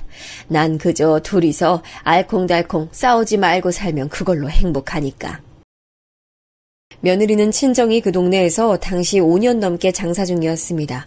가족도 아닌 손님들이 많이 찾는 돼지갈비집인데 꽤 잘 되고 있었어요. 저도 전혀 몰랐다가 상견례 때 바깥사돈이 얼핏 말씀 흘리시는 걸 듣고 알게 된 점은 원래 집안이 너무 어렵고 못 살았다가 소자본으로 식당 창업할 수 있는 기회가 생겨서 뛰어들었는데 잘 된 거라는 내막이었죠. 그 집안에서는 제 아들이 의사라는 것을 무척 마음에 들어 하셨고요. 어머님 정말 감사합니다. 저희 가족들도 집안에 의사 생겼다면서 얼마나 좋아하는지 몰라요. 저희 아빠가 늘 결혼은 엘리트 직업 가진 남자랑 하라고 신신당부했었거든요. 돈 없는 놈은 괜찮아도 가방끈 짧은 놈은 절대 안 된다고 했고요. 근데 제가 결혼으로 효도하는 것 같아서 너무 뿌듯해요. 아이고, 그랬구나. 내가 피땀 쏟아가면서 자식들 훌륭하게 명문대 나오고 좋은 직업 가진 인물들로 키우는 보람이 있네. 무튼 우리 앞으로 사이 돈독한 시어머니와 며느리가 돼보자. 네, 어머님, 물론이죠. 그렇게 말씀해 주셔서 너무 감사해요. 저 감동받았어요. 며느리는 아들보다 2살 아래였고요. 둘이 연애하던 시절에 제가 따로 만나본 적은 없었습니다. 아들 통해서 사진만 봤죠. 아들은 사춘기 이후로 말수가 급격히 줄어들면서 무뚝뚝하고 내성적이 되어갔는데요. 저는 얘가 아빠 없이 자라서 이렇구나 싶은 마음에 안쓰러웠고 너무 가여워서 모든 부분을 다 맞춰줬어요. 용돈 달라, 뭐 해달라 이런 요구를 했을 때 제가 안 들어준 적이 없었네요. 근데 아들은 저에게 뭔가를 상의하지 않고 통보하는 식이어서 은근히 서운했는데 결혼 또한 그랬죠. 자기가 하겠다고 제게 통보를 해왔어요. 제 의견은 구하지 않는 것에 서운했지만 며느리가 밝고 쾌활해 보여서 좋았습니다. 아들과의 연결 창고, 소통하는 통로가 되어줄 거라고 믿었어요. 며느리 집안이 금전적으로 어렵지 않다는 점도 든든했고요. 하지만 아들과 며느리 집과 제 집은 당시 차로 1시간 거리였는데 아주 먼 것이더군요. 도통 저를 찾아오는 법이 없었으니까요. 예, 이번 주에도 일정인지 뭔지가 있니? 와서 얼굴이나 좀 비추지 그래. 통 얼굴 못 보고 지내니까 내가 좀 속이 허하네. 어머님, 근데 제가 가봤자 별로 할 일 없잖아요. 그냥 어머님만 뵙고 오는 건데 무슨 큰 의미가 있을까요? 어차피 저는 어머님 어떻게 생기셨는지 다 아는데요. 뭐라고? 아이, 그럴 것 같으면 사람들이 서로 뭐하러 만나고 산다니? 사진만 보내고 살면 되는 걸. 너 말 그렇게 하는 거 아니야? 어른 앞에서 그렇게 굴라고 집에서 그렇게 교육받았어? 아니요, 아닙니다. 제가 말 실수했네요. 죄송해요, 어머님. 그래, 알면 됐다. 바로 실수 깨닫고 인정하는 게 중요하지. 나도 소리 지른 건 미안하다. 너희들끼리 결혼 생활 즐겁게 하는 것도 좋지만 어른 생각도 해줬으면 좋겠네. 부모님은 잘 찾아뵈면서 지내는 거 맞지? 내 오지랖인 듯 싶지만 가게 일도 네가 가끔 도와드리고 그래. 안 그래도 엊그제 다녀왔어요. 틈틈이 가고 있으니까 그건 걱정 안 하셔도 될 것 같아요. 그리고 다음엔 제가 먼저 연락드릴 테니까 기다려주시기에요. 며느리가 제 아들과는 다르게 밝고 외향적인 걸 보고 제가 기대한 점들이 있었는데 어째 상황은 반대가 되어갔던 것 같아요. 주눅드는 법이 거의 없었고 저를 어렵게 여기지도 않았으니까요. 하여간 며느리가 저에게 먼저 연락을 준다고 했으니 저는 그 말대로 기다려봤습니다. 다음날 바로 전화가 올 줄 알았는데 안 왔어요. 이틀이 지나고 사흘이 지나도 깜깜무소식이었죠. 차로 30분 걸린다는 자기 친정 가게에는 잘만 가는 것 같은데 저한텐 전화 한 통 주지 않느니 괜히 서운했습니다. 그런데 꼬박 일주일 만에 연락이 온 며느리는 저에게 놀라운 소식을 안겨줬어요. 어머님, 어제 병원 다녀왔는데요. 제가 임신을 했다네요. 안 그래도 오빠하고 올해 넘기기 전에 아이를 가졌으면 좋겠다고 최근에도 대화 나눴었는데 임신이라서 너무 기뻐요. 어머님도 좋으시죠? 세상에, 정말이야? 아이, 그럼 좋고 말고 일부러 기다리진 않았어도 바라왔던 소식인데 너무 좋지. 다음에 오면 내가 몸에 좋은 보양식이며 이것저것 해줄 테니까 연락만 먼저 줘. 네, 그렇게 할게요. 지금은 제가 좀 정신이 없어서요. 다음에 연락드릴게요. 생각지도 못한 임신 소식에 놀랐고 조금 감격스러웠어요. 일찍이 세상을 떠난 남편은 저희 아들딸이 태어났을 때 훗날 손자 손녀들이 이렇게 태어나는 것도 꼭 보고 싶다는 식으로 말했었거든요. 그걸 못 보고 눈 감았으니 저라도 자식들 잘 키워서 손주를 보게 된 것이 감개무량했습니다. 마음이 참 설렜는데 아들과 며느리는 감감무소식이었어요. 그러다가 어느 날 아들이 저에게 먼저 연락을 주더군요. 엄마, 와이프가 입덧이 너무 심하고 몸 상태가 들쑥날쑥해서요. 엄마 뵈러 가는 건 아무래도 힘들 것 같아요. 그랬구나. 어쩐지 계속 소식이 아무것도 없다 싶었더니 몸이 안 좋았구나. 근데 이런 말은 미안하지만 미리 나한테 언질이나마 줄 수는 없었을까? 난 영분도 모르고 여태 기다리기만 했잖아. 그리고 아픈 임산부는 그렇다 치고 너라도 나한테 좀 들러. 엄마가 반찬 싸줄게. 저요, 지금 너무 바쁘고 중요한 시기예요. 이럴 때 임신한 와이프 신경 못 써주는 남자가 된 것 같아서 마음이 아픈데 엄마까지 저 신경 쓰이게 하시고 곤란하게 만들지 않으셨으면 좋겠어요. 내가 뭘 어쨌다고 그래? 난 그저 너희들이 나한테 연락이나 제때제때 하고 가끔씩 나 사는 거 들여다봐주고 그러기만을 바랐을 뿐이야. 그러니까 그것도 하지 마시라고요. 아무것도 하지 마세요. 안 그래도 저희 피곤하고 생각할 거리 많은데 엄마까지 끼어들지 마시라고요. 부탁 좀 할게요. 아들이 딱 잘라서 말을 그렇게 하는데 말문이 막히더라고요. 저는 뭐 아예 뒷전으로 물러나서 빠져버리라는 건가요? 너무 서럽고 당황스러웠는데 그래도 아들이 중요한 시기라고 하는 것에 저는 끝내 입을 다물었던 거예요. 이제 와서 자식 앞길이라도 막을까봐 노심초사한 엄마, 그게 바로 저였습니다. 며느리의 임신기간 동안 저는 며느리를 더 보지도 못했고요. 명절에도 태교 여행이라면서 둘이 제주도로 놀러갔어요. 저에겐 빈말로 남아 같이 가시겠냐고 묻지도 않더군요. 저는 제 자식들을 성공시키는 것, 멋진 인생 살게 해주는 것, 그걸 위해 달려온 사람이었기 때문에 자식이 결혼해서 자기 가정 꾸리고 저를 철저히 배제하려는 상황 자체가 너무 받아들이기 힘들었습니다. 출산을 앞두고 있었던 며느리에게 뭐라도 해주고 싶어서 그렇게 가까워지고 싶어서 노력했던 것도 뭔가를 함께하고 싶다는 바람 때문이었죠. 네? 어머님께서 저한테 산후조리를 해주고 싶으시다고요? 저희 집이 쪼들리는 것도 아니고 제 남편이 의사인데 그런 황당한 말씀은 왜 하세요? 황당하다니? 그럼 너는 산후조리가 필요 없다는 말이니? 아니, 그게 아니라요. 전문시설 간다고요. 산후조리원 좋은 곳으로 가기로 했어요. 엄청 비싸지만 예약 밀려있는 대단한 곳인데 제가 거길 가기로 했어요. 그렇게 이미 정한 거였어? 그럼 그 산후조리원에서 나오고 난 뒤에 내가 돌봐주면 되겠네. 네가 몸 마저 풀면서 쉴 수 있도록 내가 밥이며 청소 빨래 다 하고 갓난쟁이 잘 봐줄게. 난 돈도 필요 없어. 보람만 느끼면 그게 값이야. 어머님, 정말 죄송한데 저도 나름 일정을 다 짜놔서요. 굳이 안 도와주셔도 될 것 같아요. 무튼 그런 줄 아시면 되고 저 출산할 때 연락 받으시면 그때 병원이나 와주세요. 예, 네가 너무 그렇게 선을 그으니까 내가 섭섭하다. 너 결혼할 때 나한테 뭐라 그랬었니? 앞으로 가깝게 잘 지내보자고 그러지 않았었어?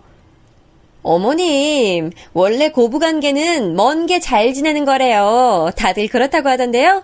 불만 있으시면 오빠한테 말씀하세요. 아들한테 직접 말씀하시는 게 낫죠. 불만 있으면 아들에게 직접 하라는 말. 며느리 입장에서는 정말 그렇게밖에 보일 수 없는 것일까 싶어 착잡해졌어요. 어찌 보면 그게 맞는 거였죠. 며느리를 붙잡고 이래저래 말을 하는 것보다 제 아들에게 직접 말하는 게 합당한 거였는데요. 머리로는 아는데 가슴이 너무 시큰거려 그러질 못했습니다.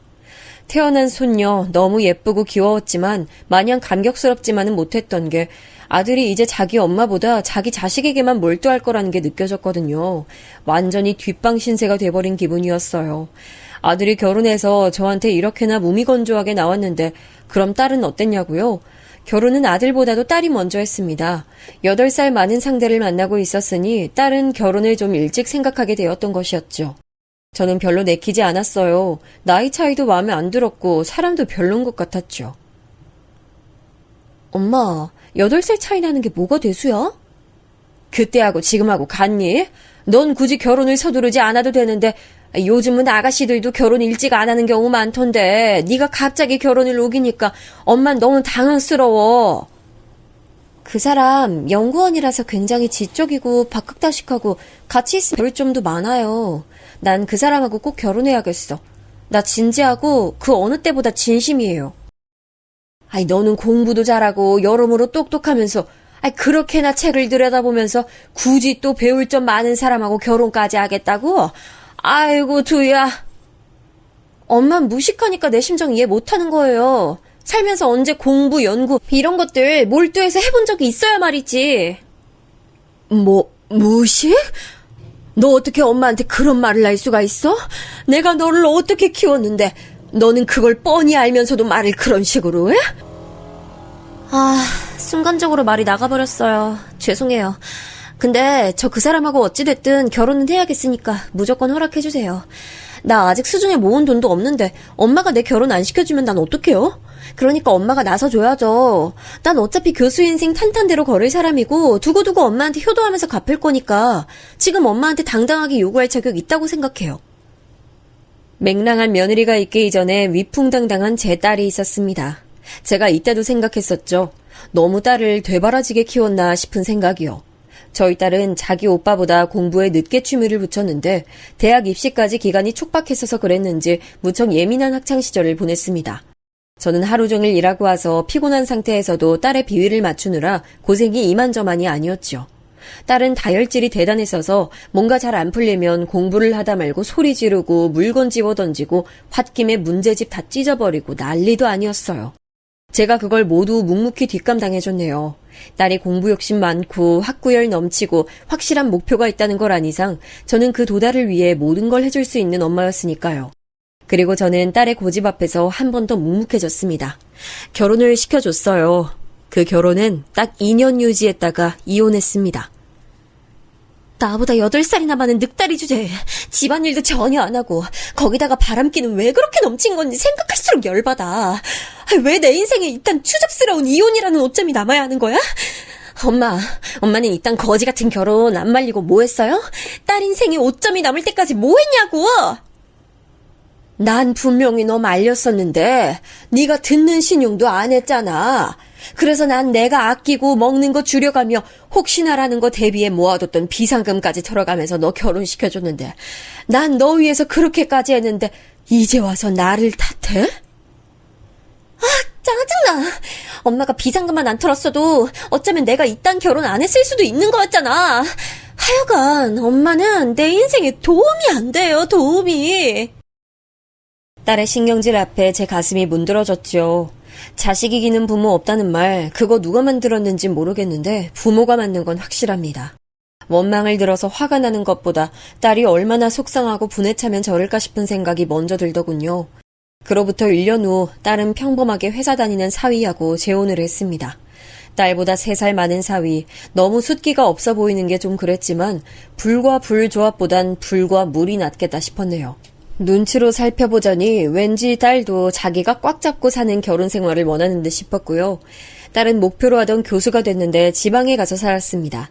사위도 그곳에서 회사를 다녔고요. 사위의 고향이 바로 옆 도시라고 하더라고요. 거점이 있으니까 자리 잡고 사는 것에 문제가 없었나 봐요. 그런데 저는 좀 쓸쓸했죠. 인생이란 뭘까? 결국 인생이란 홀로 걸어가는 길이라는 표현이 맞는 걸까? 난 죽을 힘 다해서 내 자식들 결국 성공의 길로 인도했는데 지금 내가 설 자리 하나를 왜 못 찾고 있는 걸까?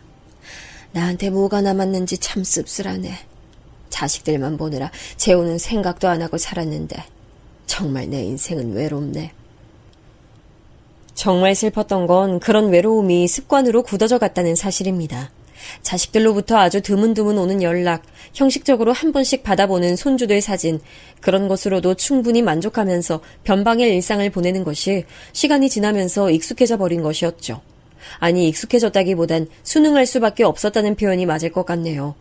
저는 아들네로부터 20만 원, 딸네로부터 10만 원, 이렇게 총 매달 30만 원의 용돈을 받으며 살고 있었어요. 원래는 아들도 10만 원을 줬었는데 어느 명절에 모처럼 모였을 때 딸이 그걸 알고 화를 내면서 바뀌었던 것이죠. 오빠, 장남이면서 어떻게 동생이랑 동일한 액수로 엄마한테 용돈을 드려?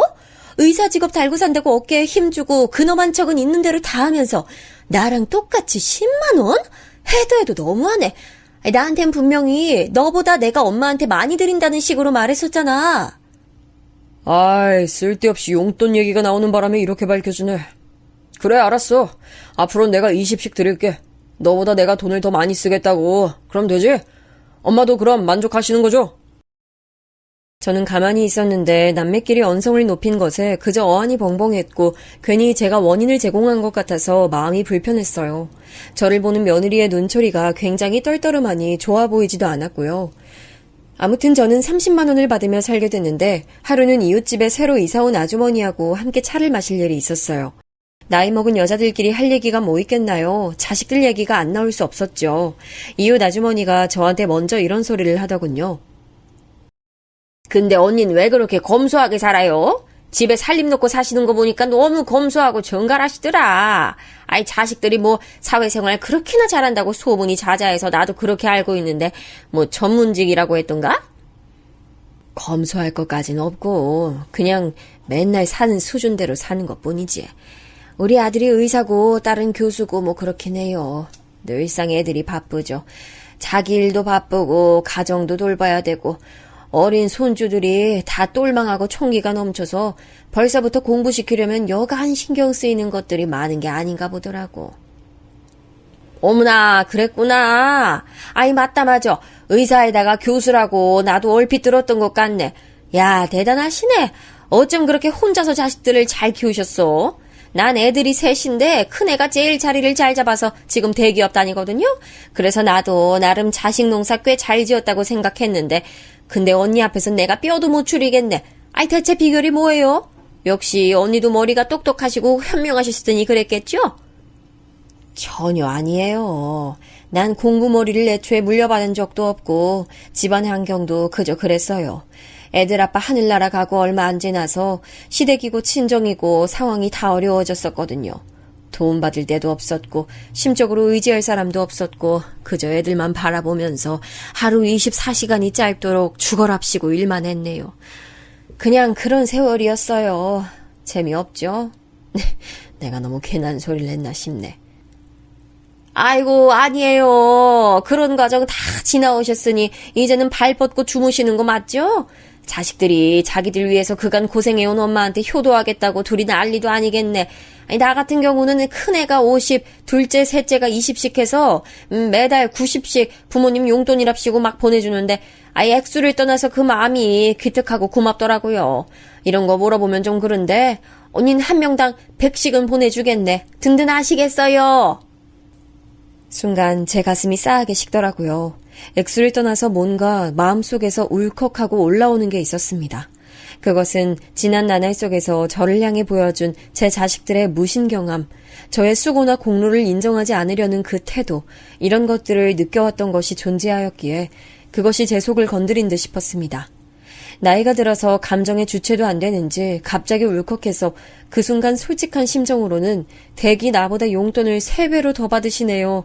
내 자식들은 의사이고 교수인데요. 라고 외치고 싶었어요. 그게 본심이었죠. 근데 차마 그럴 수는 없는 노릇이었으니 애둘러 입을 열었죠. 나 해놓고 사는 거 보면 알겠지만 집에 살림 늘리는 것도 별로 안 좋아하고 워낙 욕심을 안 부려서요. 저기 근데 직장에서 자리 잡은 자식들이 있으면 대개 몇십만 원은 용돈으로 뭐 다들 받는가 봐요. 내가 워낙 이런 걸 주변에 안 물어보고 또 듣지도 않고 살았더니 감이 없어요. 글쎄요. 특출나진 않고 그냥 일반 직장 다니면 보통 자기 부모한테 매달 20만 원씩 주는 게 보통 아닐까 싶은데 무슨 날이라든지 생신이라든지 이런 게 끼면 50만 원, 100만 원 이렇게 되지만은. 얼굴이 화끈거렸습니다. 저요, 제 생일날 자식들로부터 10만 원씩 받았어요. 생일 기념이라고 말이죠. 잔잔한 우물에 떨어진 돌멩이 하나가 큰 파장을 만들더군요. 애써 외면해오면서 깊이 생각해보려고 하지 않았던 바로 효도라는 대목을 곰곰이 짚어보자 제 속이 들끓었습니다. 그간 보지 않고 살아왔던 것들도 서서히 보이더라고요. 우리 아들, 딸 직업 얻기 전에 나한테 용돈 준 적이 없었는데 아니 그보다 아르바이트 자체를 한 적이 없네. 내가 내 관절, 건강 다 바쳐서 수도 없이 일을 해오며 돈 벌고 뒷바라지를 해줘서 아들, 딸 둘 다 아르바이트 한 번을 안 해봤네. 저는 달력을 쳐다보다가 우선 딸에게 연락을 했어요. 바로 전화를 안 받아서 한 번 더 했더니 그제서야 받더군요. 신경질적인 목소리로 말이죠. 나 지금 모처럼 쉬고 있었는데 왜요? 이런 시간에 웬일로 전화를 하셨어? 문자나 주시지. 아유, 넌 대체 그런 성질로 교수 자리는 어떻게 해내고 있니? 자기 엄마한테도 이러는데 학생들한테 잘하기나 하겠어? 지금 잔소리 하려고 전화하신 거예요? 학생들 사이에선 내가 천사표 교수님이라고 소문 잘 났으니까 걱정하실 거 없고요. 엄마나 알아서 잘하면 돼요. 아, 근데 진짜 왜 전화했어요? 왜긴, 내 생일 곧 돌아오잖아. 그때 날씨도 좋을 것 같던데 내 생일 기념으로 다 같이 어디 나들이라도 가면 좋겠어. 거창하지 않아도 좋으니까 자연 구경할 수 있는 곳이면 좋겠네. 네가 좀 알아보련? 너나 최서방이 알아봐줬으면 싶은데. 네? 저 바빠요. 나 교수예요, 교수. 할 일이 산더미인데 알아보긴 뭘 알아보고 나들이를 간다는 거예요. 저희 그이도 요즘 회사 때문에 정신없어서 안 돼요. 용돈이나 좀 드릴게요. 진짜 바빠서 그래요. 아무리 바쁘다고 한들 자기 엄마, 자기 장모와 나들이 갈 곳을 알아볼 시간마저 없다는 게 말이 되나요? 정말 여력이 안 된다 하더라도 어쩜 말을 그렇게밖에 할 수 없는지 가슴이 빳빳해지고 머리에 피가 몰렸습니다. 그래? 용돈이나 주고 만다고? 그럼 얼마나 줄 거니? 그렇게 말했으니 적어도 50만 원은 줄 생각이야? 엄마가 돈을 그렇게 받으셔봤자 뭘 하시려고요. 엄마 아끼고 검소하게 사시는 거 특기잖아요. 계속 그렇게 살아오셨고 앞으로도 그러시면 되는데 갑자기 욕심내지 마세요. 제가 특별히 30만 원 넣어드릴 테니까 이번엔 양껏 쓰시고요. 특별히? 넌 교수식이나 되는 애가 자랑질할 때는 그걸로 온갖 감투를 다 써놓고 나한테 용돈 주고 생일 선물 주는 걸로는 무척 소극적으로 나오는구나. 돈 벌어서 다른 데 다 쓰고 나한텐 못 쓰겠다는 거야? 내가 널 그 자리에 오르게 하려고 너 잘 되는 거 보려고 지난 세월 얼마나 애를 쓰고 또 용 쓰면서 살아왔는데 네가 이러는 건 아니지. 이러면 안 되지. 엄마, 노년 우울증이라도 오셨어? 아니, 왜 이렇게 쓸데없는 소리를 하시지? 아, 너무 귀찮아. 뭐 요구하고 싶으신 거 있으시면 새언니한테 하세요. 가까이 살고 일도 따로 안 다니는 사람한테 뭐라 그럴 것이지 왜 너한테 그러세요? 이만 끊을게요. 일방적으로 통화가 끊어졌고 저는 답답한 가슴을 문지르며 한참이나 거친 숨을 내쉬었습니다. 숨이 안 쉬어지더라고요. 머릿속엔 온통 인생 헛살았구나라는 상념만이 가득해서 더 살아봤자 무엇하겠나 싶은 심정이었어요. 너무 서운하고 속상하다는 내용의 문자를 딸에게 남겨놨습니다. 그리고 몇 분 지나자 딸은 저에게 아, 네 라는 정말 짧은 단 2글자의 답장을 보냈어요. 학교에선 학생들이며 다른 교직원들과 천사처럼 어울려 지낸다는 딸의 두 얼굴이 제 억장을 무너뜨렸네요. 속상한 마음을 아는 채 며느리에게 제 생일에 관해 물었습니다. 어떤 계획이 있냐고 말이죠. 어머님, 여태까진 별 말씀 없이 지내셨다가 갑자기 그런 건 왜 물어보세요? 나이 드시니까 생신을 그렇게까지 챙김받고 싶으세요? 네가 그런 식으로 말을 하면 내 입장이 초라하고 난처해진다는 걸 네가 고려를 하고 말하는 건지 아닌지 모르겠네. 넌 그래서 지금 내 생일에 대해 별다른 계획이나 생각이 없다고 말을 하는 거야? 어머님께서 원하시는 게 있다고 하시면 제가 맞출게요. 아, 안마의자 오래됐죠? 새 걸로 사드리면 될까요? 아니, 나는 그것보다 우리 식구들끼리 다 함께 어디 나들이나 갔으면 좋겠네. 물건은 안 쓰면 그만이지만 추억은 기억과 가슴에 남는 거니까 난 우리 식구들과 추억을 남기고 싶어. 길게도 필요 없고 1박 2일이면 좋겠는데 괜찮은 장소 있는지 네가 좀 알아보련? 1박 2일이요? 아, 그럼 숙소 잡아야 될 텐데. 아, 시간이면 수고면 많이 들겠네요. 어머님 혹시 그렇게 드는 비용만큼 용돈으로 받으실 생각은 없으세요? 우리 딸이나 너나 용돈이란 말 참 좋아하는구나. 그래, 먼저 용돈 얘기 꺼냈으니 얼마나 줄지나 내가 한번 들어볼까? 의사 아들에다가 잘 되는 갈비찜 며느리를 내가 뒀으니 액수는 기대해도 되지? 내 생일이니까 100만 원? 아님 200? 네? 아, 어머님이 쓰실 데가 뭐 있다고 그렇게나 받으려고 하세요. 어머님, 남자 생기셨어요? 너희는 돈으로 아쉬운 것 하나 없는 애들이 나한테 매달 20만 원만 보내고 내 생일에 꼴랑 10만 원 보내고 이런 것들을 부끄럽게 여겨야지 어디서 나한테 남자가 생겼니 많이 하는 얘기를 하고 있어? 아니, 오빠가 그러는데 어머님께서 워낙 옛날부터 절약하면서 살아오셔서 돈을 많이 안 들여도 된다고 했단 말이에요. 아무튼 알겠습니다. 나들이 가시는 거 원하시는 것 같은데 제가 한번 좋은 곳 있나 알아볼게요. 숙소하고 관광할 곳 찾아서 계획 짠 뒤에 알려드릴게요. 며느리가 우물쭈물하더니 그렇게 말을 하고선 먼저 통화를 종료하더라고요. 더 할 말이 있는 건 아니었지만 하나같이 먼저 통화도 툭툭 끊어버리는 버르장머리들이 정말 비통하기까지 했습니다. 제가 힘들게 노력하며 살아온 궤적 그 자체를 부정당하는 기분이 들어서 너무 울적했어요. 이 세상 사람들이 다 저를 몰라줘도 제 자식들, 제 가족들만 알아준다면 되는 일이었는데 그게 아니니까 서글프더군요. 이제부터라도 단추를 옳게 끼우고 남은 나날을 좀 더 낮게 살아가보자는 각오를 애써 다졌어요. 제 생일에 다 같이 시간을 보내면서 진지한 대화를 나눠보고 서로 풀 오해가 있으면 풀고 그러면 좋을 것 같았죠. 그런데 이게 웬걸요. 며느리와의 통화 이후 사흘 뒤였습니다. 모처럼 아들에게 전화가 왔어요. 엄마, 뒤늦게 시집살이 시키는 것에 관심이라도 생기셨어요? 가만히 있던 며느리는 왜 건드리고 귀찮게 하세요? 별별 말씀을 다 하셨던데. 네가 웬일로 나한테 먼저 전화를 주나 했더니 그런 얘기하기 위해서였어? 1년에 한 번뿐인 내 생일 그간 제대로 못 보냈으니까 올해부터라도 잘 보내고 싶어서 내가 함께 시간 보내자고 그렇게 얘기한 것뿐이야. 의사 아들 뒀는데 매달 20만 원 용돈 받고 생일 기념으로는 10만 원 받는 게 너무 마음이 상해서 그냥 그렇다고 말했을 뿐이야. 뭐가 잘못됐니? 왜 엄마가 대접받으려고 하세요? 죽도록 힘들게 공부해서 의사까지 된 건 제 노력이죠. 엄마가 제 뒷바라지를 해주신 건 맞지만 저는 제 노력으로 이리까지 온 거예요. 제가 열심히 했고 제가 잘나서 가능했던 거예요. 뭐라고? 네가 공부 놓으려고 했을 때 다 잡아준 것도 나고 밤잠 없이 일해가면서 네 문제집 그 책값들 다 내줬던 것도 나고 막상 들어간 의대에서 적응 못하고 방황할 때도 너한테 지금 포기하면 안 된다. 그러면 다 수포로 돌아간다. 이러면서 말해준 것도 난데 어쩜 말을 그렇게 하니? 내가 널 어떻게 키웠는데? 네, 알겠습니다. 자식 의사로 키운 대단한 엄마 맞으시고요. 이 시대의 신사임당이십니다. 생신 용돈으로 30만 원 붙여드릴게요. 대신에 1박 2일 여행은 못 가요. 됐죠?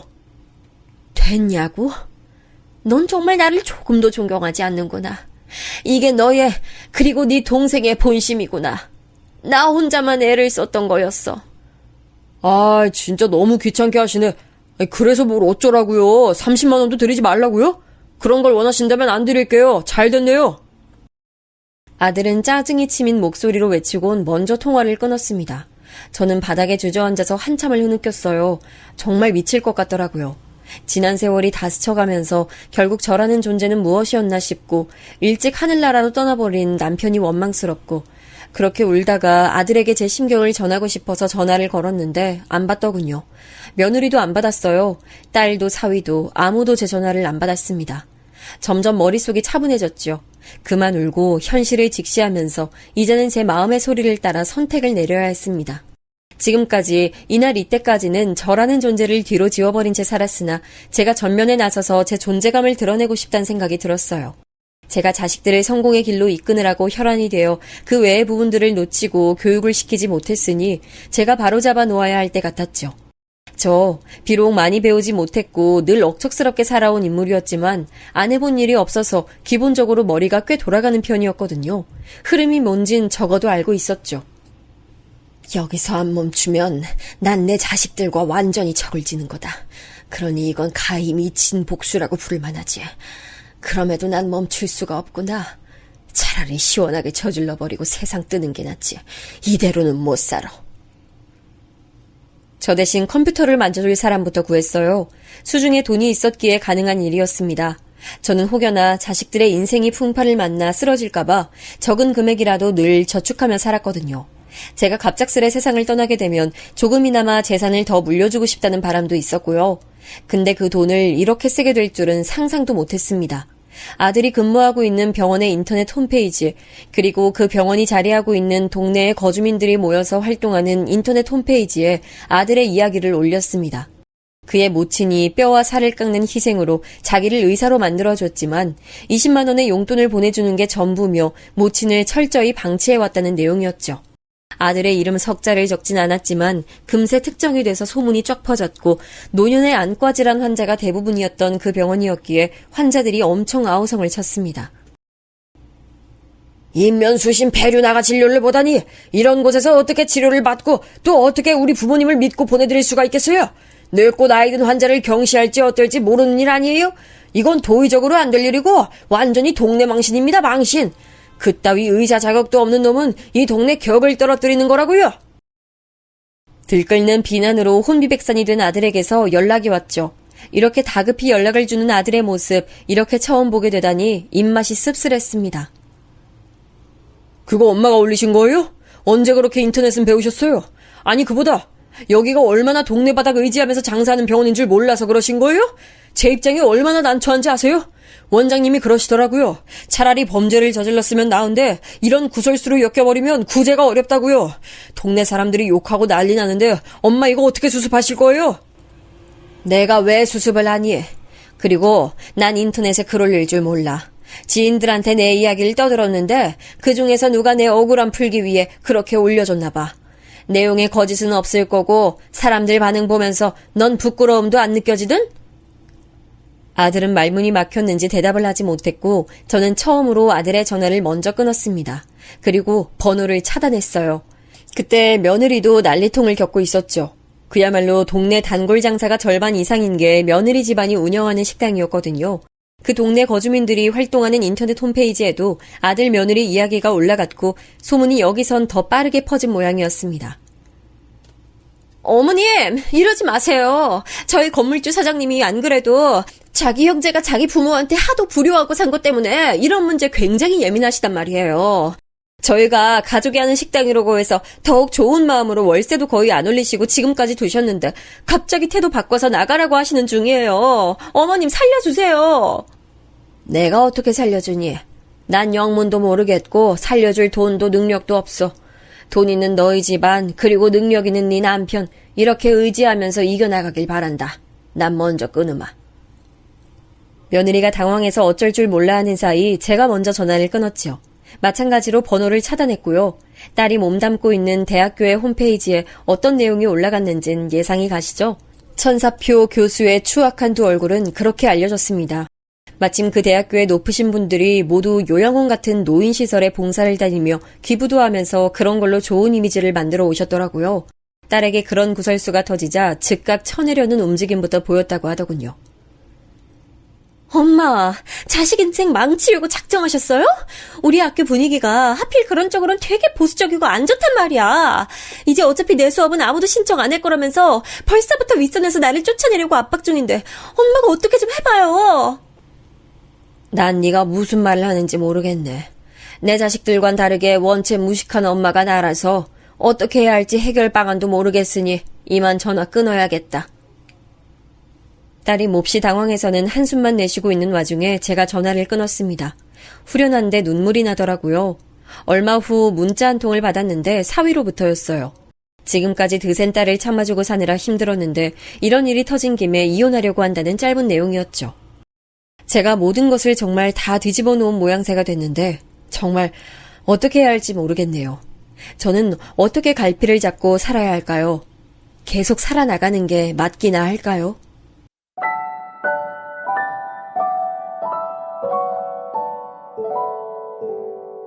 음.